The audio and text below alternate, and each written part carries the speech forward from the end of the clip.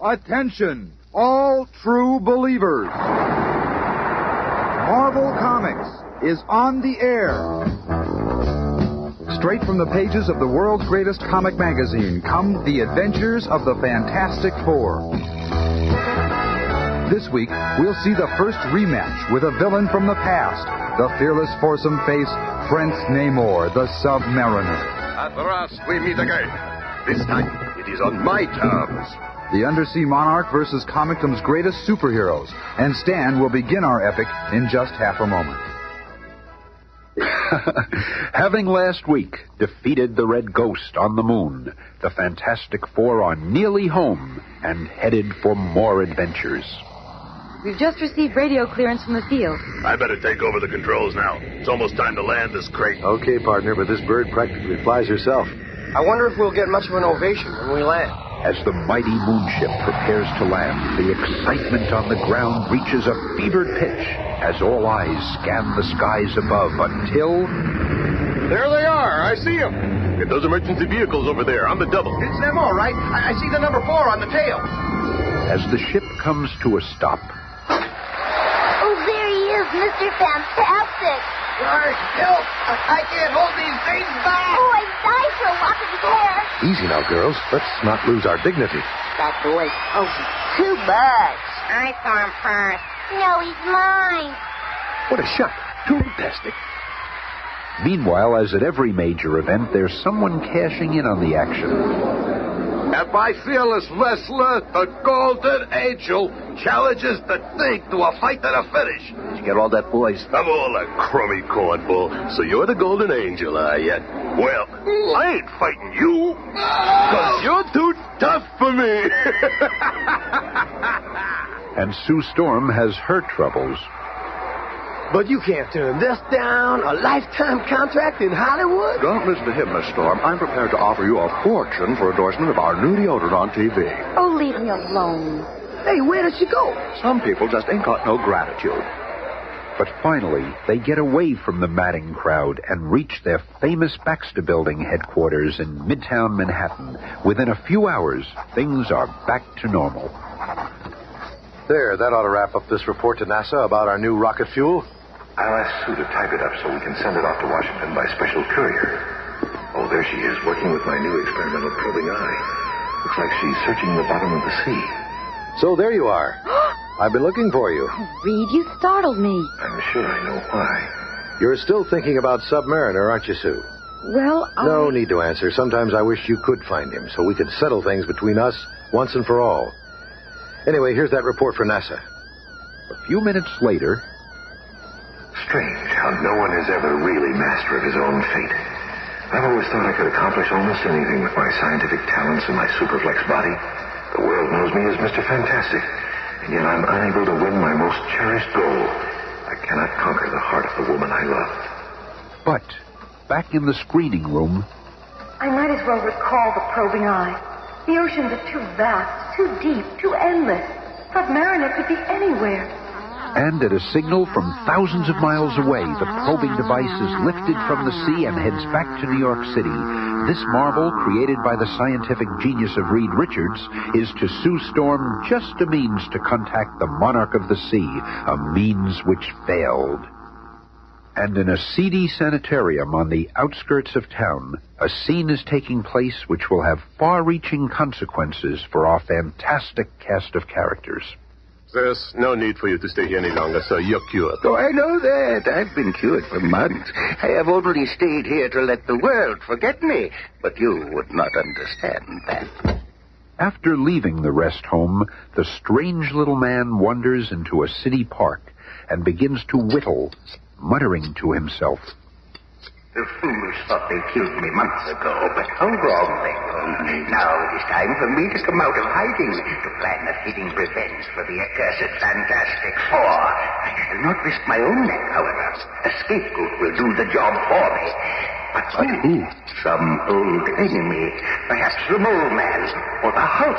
No, the Four beat them in the past, and they might do it again. Dr. Doom once brought them to a standstill, but he's vanished from the earth. Wait, I have it. The ideal tool for my plans. The mighty Submariner. He shall do the bidding of the puppet master. Even as the puppet master makes his preparations, many fathoms beneath the sea which is his kingdom, the legendary Submariner, still searching for some trace of his vanished people, finds a startling clue. At last, traces of an unofficial ship. Proof that my people have been here within the past decade. With every new discovery, I come closer to finding my race, the Submariners. It is they I seek to claim my royal heritage. But suddenly, as though struck by some unseen hand, the mighty Prince Namor comes to a sudden stop. Some powerful occult force takes control of his body. Oh, what's happened? Like a man in a trance, he returns to his headquarters, looking neither right nor left. I have a mission to perform. I cannot disobey. The puppet master commands it. Upon reaching his private quarters, Submariner flings open heavy drapes and faces the strangest form of undersea life, the wondrous Mento fish, which can sense human thoughts and transmit them to any point on Earth through mental energy. Facing the awesome creature, the only fish of its type in the world, Namor thinks but one thought over and over. Storm, this is Submariner. Need me. Soon. And following silent instructions whispered in her mind, Sue finds herself at a deserted pier on New York's Lower East Side. I'll stay invisible until I see whether or not it's a trap. No, it couldn't be a trick. It's him. I'd recognize him anywhere. Namor, I've come as you asked. But why don't you speak? Say something. The sea monarch wordlessly moves aside to reveal a fluttering hypnofish behind him, with its single hypnotic eye focused upon Sue. He is under your spell. Now do as I have instructed. And at Namor's command, the amazing creature forms a huge air bubble around the docile figure of Sue Storm, and then... Into the sea with her. Be able to breathe normally until we reach my domicile. Then to await further instructions from the puppet master. And so, having blindly followed her heart, the Invisible Girl has unwittingly set the stage for one of the Fantastic Four's most dangerous adventures, and a grinning figure gloats over his success. And now it is time for step 2 of my plan. The puppet master is in his hideout making new effigies. My revenge will be much sweeter if I do not use the Fantastic Four, but leave them free while the Submariner, under my controls, defeats them. Meanwhile, back at their skyscraper headquarters, the Fantastic Four are still unaware of the dire danger which awaits them. Hey, how much longer do I have to hold this? Feels like it weighs 10 tons. It does. I'm testing the exact limits of your strength once and for all. Well, tell that blazing brat to stop flying around here or I'm gonna... Hey, who's that over there? It's Submariner! Out of my way! I'm way ahead of you, pal. Hey, what gives? My fireball went right through him. Oh, yeah? Well, my fist won't... What? There's nothing there. Just a ghost or something. There's more to this than meets the eye. That's not Namor at all, but a mental projection of him. Remember, that's one of his powers. And I have come to tell you I have Sue Storm as my prisoner. I defy you to invade my Undersea's realm in an attempt to rescue her. Or, if you do, I shall destroy you all. Farewell! What are you doing with my sister? He's gone. And we're going after him. We'll rip up half the ocean if we have to, but we'll get Sue back. And, in a Navy surplus one-man submarine... I have done it. I have assembled my little cast of characters, and the stage is now set. Let the curtain up, and the action begin. Even though none of my actors know that I, the puppet master, am directing from behind the scenes, I shall witness the final demise of my arch-enemies at the hands of my powerful pawn, the Submariner. Reed, Ben, and Johnny are aboard the Fantastic Car, heading into the most complex problem of their careers. Just in case we don't return, we'd better leave the keys to our secret files with the commissioner. Are you kidding? What chance does that animated sardine have against us? Reed's right, Gruesome. All right, then while you campfire boys are doing your good deed, I'm going to say goodbye to Alicia. Meet us at our private pier in half an hour. See you later, Romeo. You lousy squirt. I just don't want her worrying about where I am. Here's a good place to leave this flying hot rod. Oh, what's this? Hey, you can't park that thing here. This lot is for parking cars, not flying saucers. Where you been, old man? Ain't you never seen a car with wings before? Well, there's nothing in the rule book about cars with wings. Just to play it safe, I better charge you double rates in advance. What? Double? Yeah. Here's your dough, Smiley. Go split it with your partner, Jesse James. And a few minutes later, at Alicia's apartment... Oh, Ben, I'm frightened. The Submariner is so powerful, so unpredictable. You will be facing him where he is the strongest, in his own domain. Well, you know, Reed, Johnny, and yours truly ain't exactly babes in arms. But, Ben, if anything should happen to you, I don't know what I'd do. You mean so much to me, and I'd be alone with no one to look after me. Okay, Alicia, honey. I'll take you with us, huh? Whatever happens, we'll be together. And so, at the appointed time, in the appointed place... Hi, Ben. Hello, Alicia. I kind of thought Ben would bring you along. Welcome aboard. What? I was all set for a knockdown hassle about why she can't come with us. Hey, what's this thing? Admiral Sawyer was good enough to loan us this experimental bathysphere, no questions asked. Let's all get aboard so we can get started. Lots of work ahead. Watch your step, Alicia. And as the undersea quest for Submariner begins... Tell me, how are we going to find Fishman anyway? This is a pretty big ditch. I suspect that he inhabits the very deepest regions of the sea, such as the area we're in now. Be on your guard. He could be observing us this minute. Yeah? Let him observe all he wants. When we find him, I'm going to mop up the ocean floor with him. Why do you all hate him so? But before Alicia's question can be answered... Look at that. We're being attacked by some kind of undersea porcupine. Those quills can't hurt us, but this must only be the beginning. Wait, the ship is starting to spin. We're being swept up in an oceanic tornado. If this keeps up, this bathysphere will be pulled apart. Open the escape hatch, Reed. My flame can help. Good idea, Johnny. What? Don't let him read. He'll drown out there. Don't worry, Thing. By making my flame white hot, I can temporarily turn the water into steam and dispel the spinning currents while my flame lasts. Flame on. There, I did it. The tornado's dissipating, but so's my flame. And I can't hold my breath much longer. The water pressure will crush me. But a strong, supple arm stretches out, and Mr. Fantastic grabs the helpless lad and pulls him into the safety of the bathysphere's interior. You'll be okay after a little rest. Sure, as long as Submariner ain't got some other little cute tricks up his sleeve. So, they've escaped my first traps. Now the battle begins in earnest. Yes, my unsuspecting victims, come closer, just a little closer. Ha! They are trapped by my ally, the giant scavenger crab. And then, it could be minutes or hours later, Reed, Ben, Johnny, and Alicia find themselves in Prince Namor's giant undersea living quarters. You wonder how you came to be here. The scavenger crab gives off a vapor which put you to sleep. Now you are here, and my prisoners. Don't bet on it, Namor. Only time will tell whether you've captured us or we have you. Bah, you do not impress me. Now see the one you so foolishly came to rescue. There. She is confined in an air-filled sphere inside my largest and most prized aquarium, guarded by the mightiest octopus in all the seven seas. Hey, the octopus is trying to get her.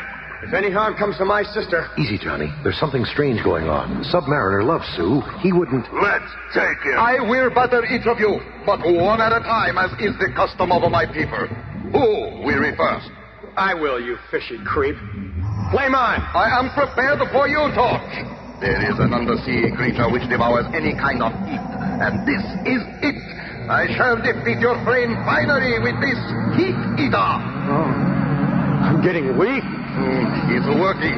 The creature absorbs your heat like a sponge takes up water. Oh, no. I'm going to fall. The human torch. Ah, look at yourself. All that remains is for me to finish you with my bare hands. Oh, no, you don't, my face. That brave little kid is worth a dozen double crosses like you. Prince Namor is not a puny surface person that cringes at the sound of your voice. Hey, you slippery eel, come back here and fight. I'll fight you, ugly one, never fear, but on my terms. Here, a small token of my... Yeah! It's razor sharp. My dagger needle coral is not to your liking. Perhaps this deep-sea fungus will suit you better. Come over here and fight, you wimp. Hey, what's this?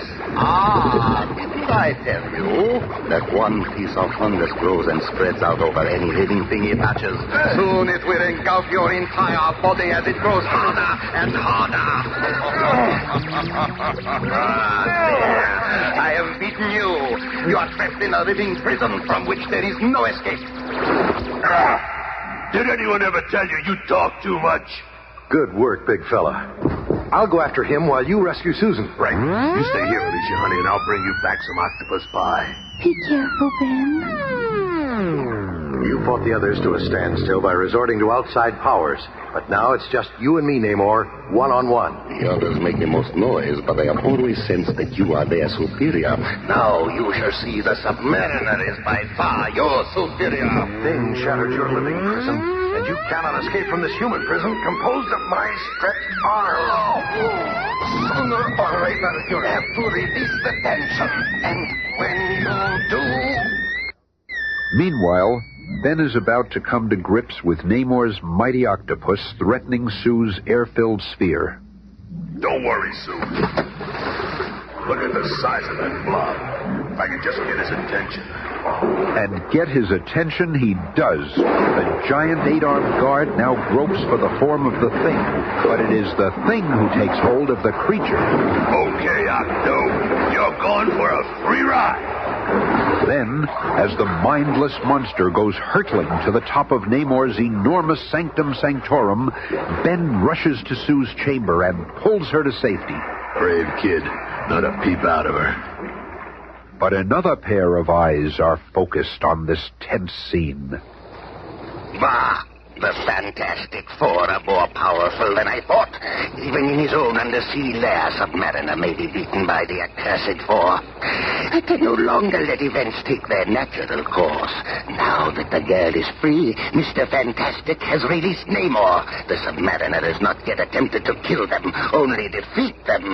So long as I hold your effigy, Prince Namor, you must do my bidding. You are to slay the Fantastic Four, just as I have toppled their puppet images.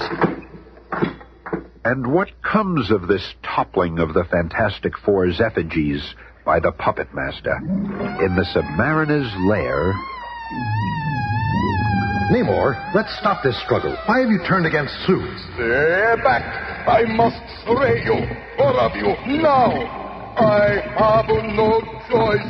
Ben, dear, although I cannot see, I sense another sinister presence here, like the presence of my stepfather. The Puppet Master? That would explain it. But how? He's dead, ain't he? This brand is my ultimate weapon. Who are you trying to get? Looks like cattails. This releases a gas that no surface human can tolerate. Release the fumes. I command you. I must release these fumes. They are your enemies. You are my enemies. I must kill you. You are under my power. You must do my bidding. It is you or me. I must destroy you. All of you, stay behind me. I ain't so easy to kill, and I'll give you some time. That's it, Thing. You keep him busy while I take some preventative measures. No! Can't kill! Wait! Intend to release the fumes. What's controlling me? And as the vapors clear... You are still alive. But no one can survive exposure to those gases. Not even you. You think we'd be unprepared for such a threat as that? These oxygen packets work great. Here, Alicia, I'll help you with yours. Now, Namor, for the final reckoning. It's clobbering time! Flame on. I want him first. Wait, listen to me. He doesn't know what he's doing. What, Alicia? Wait. Alicia's right. He's under some sort of evil influence. Stand aside, woman.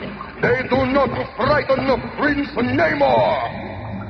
But unknown to all, the giant octopus, which the thing hurled from Namor's aquarium in the last episode, has crashed through the outer plexiglass skin of Namor's haven. Once more free to ravage the ocean's depths, the mindless monster seeks and finds a new victim. What's that up ahead? The giant octopus. It's coming toward me. Too late to change course. I'll construct a special effigy. He's coming closer, but no one shall defeat the puppet master. Just another But second you or two. cannot control the mind of a It's mindless too late. creature. He's going to crush the ship.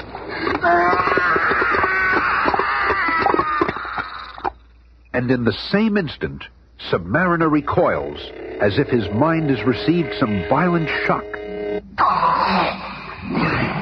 The glacier is gone. Look, something's happened to Namor. No time for that now, Sue. This whole place is filling up with water.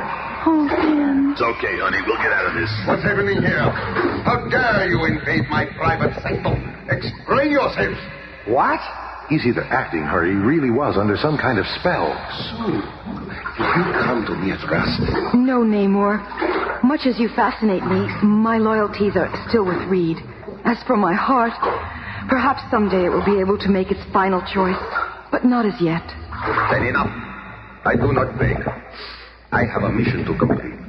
Sooner or later, I will locate the lost race of submariners. And when I do, we shall see to whom this planet really belongs. Now be gone and take this girl with you, Reed Richards. And hold her if you can. But heed my words. Never shall she forget Prince Namor. Let's get out of here before Fishman starts reciting Hamlet. Goodbye, Namor. I hope that someday you'll lose the bitterness in your heart and become our friend. That is too mild a word for Submariner. Farewell for now. I wonder, the puppet master controlling the Submariner? I've never felt a presence like that, except when around my stepfather. Don't worry, Alicia, honey. You're safe with me around. Strange. I cannot remember what brought him here, and yet I feel as though a terrible weight has been lifted from me. This is the last episode in the present cycle of the Marvel Comics radio series. The entire project has been an incredible experience for all of us. The scripts for the next 13 weeks are already being written, so we'll be back soon with more adventures from the mighty land of Marvel. Some of the people that made this series what it is are Richie Becker, Bob Michelson, Ken Landis, Don Bird, Roy Schmecka, Cynthia Height, Mouse, Carrot, Pencil, Duck, and most of all, you. Thank you. As always, the fantastic cast is Cynthia Adler, Bob Maxwell, Bill Murray, Jim Pappas, Jerry Jerheiden. narration by Smilin' Stan Lee. Special sounds created by P. Craig Turner. Any resemblance between characters created in these radio programs and real persons living or dead is purely coincidental.